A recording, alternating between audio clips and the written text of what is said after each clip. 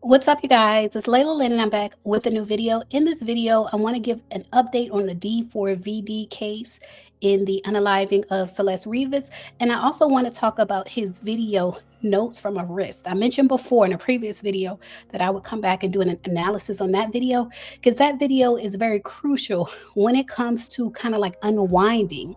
D4VD has all these threads, the invisible string theory, and all these threads. But when it comes to unwinding this case, that video is critical because what you see is a red rum and a self case, in my opinion. And based on the comments on some of my other videos, I feel like some of you guys see what I'm seeing. This is a situation, like in a lot of EV situations where there's a red rum and a self, it happens like in the same moment. This is the same situation, but it's just prolonged. So the red rum happened first, possibly as early as January of last year, and then the according to this music video, it's imminent.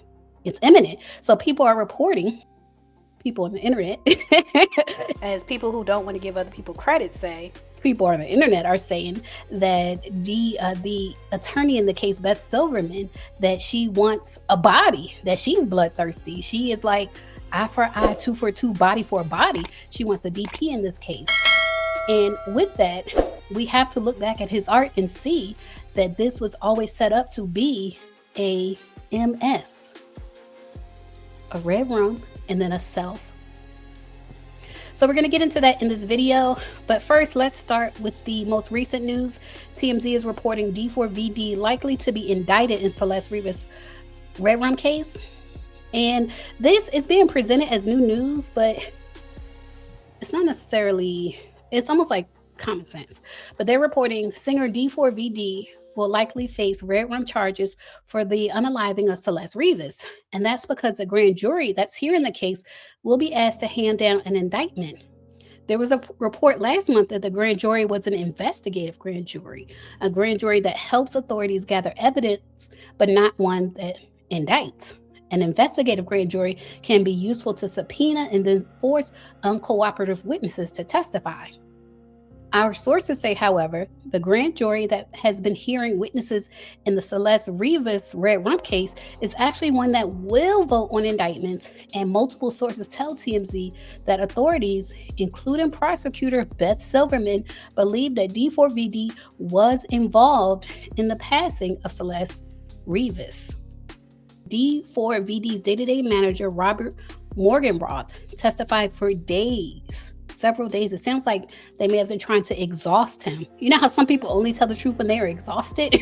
If he testified for several days, that tells me they might have been trying to exhaust him, because there are pictures and everything of him standing right beside Celeste almost. They say a TMZ reporter heard Morgenroth tell his lawyer in the courtroom hallway that Beth Silverman was very pushy as to why he didn't call the police. Now, from all reports, we haven't heard the question. Was the question, why didn't you call the police when the minor was around? Or why didn't you call the police when the minor was found in the trunk of the Tesla? We don't know the exact question. In any case, Morgenroth responded by saying it wasn't his responsibility and his job was to make sure D4VD's tour kept going. So forget about the little girl. It's all about the money. And that says a lot. They say grand juries generally do what prosecutors want, in no small part because the target, in this case D4VD, has no right to present a defense. It's all prosecution based when it comes to a grand jury. And they say there was also talk in the courtroom hallway. The grand jury could hear witnesses in February, so don't expect a quick indictment. So I feel like they just put this out kind of like as an update, because they haven't been reporting too much on the case against D4VD lately. So I feel like this was just an update, but it wasn't necessarily big news. But when we talk about the prosecutor wanting a body, like the prosecutor going for the DP, I want to talk about the fact that in his music video for Notes for Arrest, D4VD has made it clear that this situation is a MS, capital M, capital S, a red rum and a self. So I'm going to do an art analysis of his music video.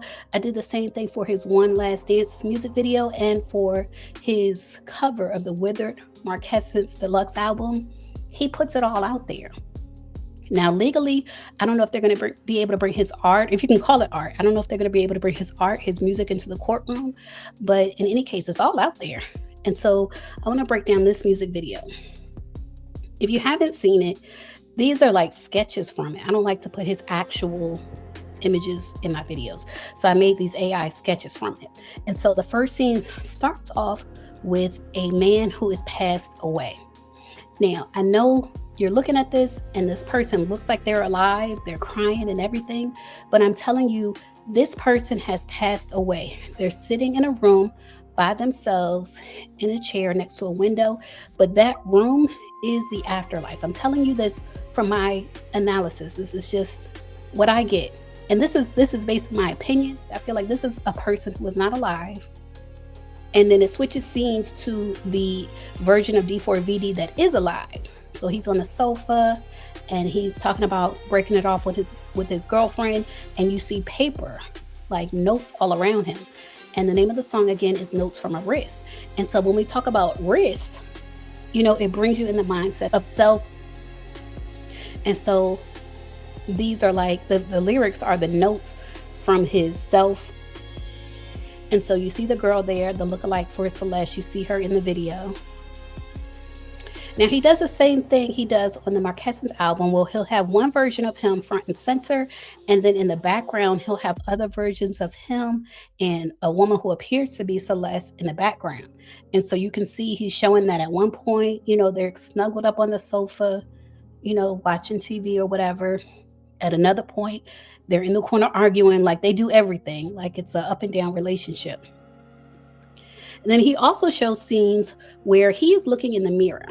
And I had to research anime in order to understand this character. He brought out the Atami character. I did some research on anime, and this is very common in anime, to where if a person has a part of themselves that they are uncomfortable with, in anime, they'll create a character for that person. I feel like in American culture, we keep stuff like inside, like inner thoughts. But in anime culture, like Japanese anime culture, they'll create a whole character to represent that internal struggle. And so Itami is that character for him. And so sometimes when he looks in the mirror, he sees Itami. So that's what you see in this video. And sometimes when he looks in the mirror, he is Itami. Itami is, him and Itami are the same person. They're one and the same. And he shows that in this video. So then he shows him and the actress that looks like Celeste, and he talks about how the whole world is just against him. Now, mind you, this music video was released 2 years before the unfortunate unaliving of Celeste. And so one thing to keep in mind if you're looking at the art and music of D4VD is that it's not a linear timeline. Time goes in and out. It is not linear. And so he's talking about the world being against him 2 years ago, before this whole situation even unfolded. 2 years ago, he's talking about the world being against him. And then he shows a scene where the actress that looks like Celeste, it seems like he was implying that she's always on the phone arguing, which makes sense. If she's a runaway, she's likely always on the phone with her family arguing. And so he shows where he's kind of like in a different headspace. Like she's on the phone, they're in the kitchen, she's upset, but he's looking up at the sky. Like he's in a totally different headspace. Which, just side note, whether you're a girl or a guy watching this video, if you're dating someone and you realize like y'all are in 2 totally different mindsets, like when you leave them, when y'all depart one from the other, you face 2 totally different situations. You live 2 totally different lives. You're in 2 totally different mindsets. It's a red flag. It's a red flag. But in any case, in the next scene, he shows himself almost like being sacrificed. To me, the way this looks is like he's being sacrificed. And he's out in nature, because you can tell D4VD has this thing for nature. And the actress that looks like Celeste is on the bench and she's reaching out to him. And he talks about, I'm carving these notes into bloody. And so you get what I'm saying as far as the self motif. You get what I'm saying? It's all there.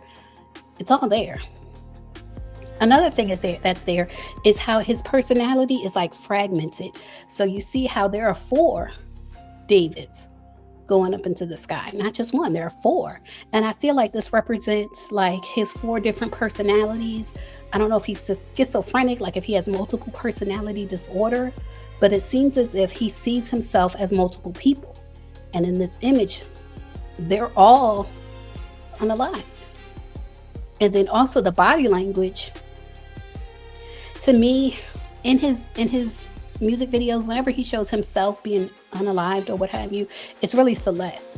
And so that's why he has the body language of innocence. It almost looks like a crucifixion. If he had his arms up any higher, it would look like a crucifixion. But he has his arms out, palms up as an innocence, which a child would be the innocent one, not the adult in the situation. The child would be innocent, but he tends to switch places. And so then in the next scene, I know it looks like these 2 people are in the same room, but they are not. In my analysis, I am telling you, this person in the front is unalived. There's Celeste in the back crying, but the reason she's crying is because the person in the front, D4VD, is unalived. So this is what I mean when I say things are not linear. He'll put imagery, he'll make an image where 2 people are in the same space, but they are not in the same space. One of these people is already unalived. And then he shows how it happened. So this is one of his earlier videos. Like I said, it was 2+ years ago that this video was released. And so the aggression is not as violent as it is in his later videos. In his later videos, he always shows the actress that looks like Celeste unaliving him with like a weapon. And I don't want to have to spell it out, but it's different weapons that she'll use. But in this case, she just pushes him. It's not as violent. So she pushes him through the wall, and then he sees the first guy that I told you, this guy is not alive. The guy that's closer to you, this guy is not alive, but she pushes him through the wall, and now he's not alive. So he's meeting his future self that's unalive. Like, this is the afterlife. This room is the afterlife. And so then you see the guy looking at him, the unalive version of him looking at him. And it ends the song saying, "Why am I so indecisive?" So we're going to pick up part 2. I'm going to release part 2 of this video tomorrow, because when he talks about being indecisive, and then there's another song, "What are you waiting for?"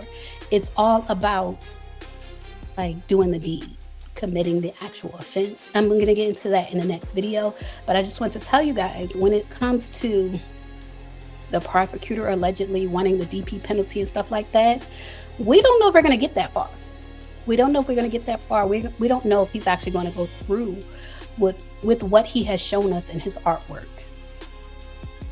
Y'all leave a comment. Let me know what y'all think of his video, Notes from a Wrist. As always, thanks for watching.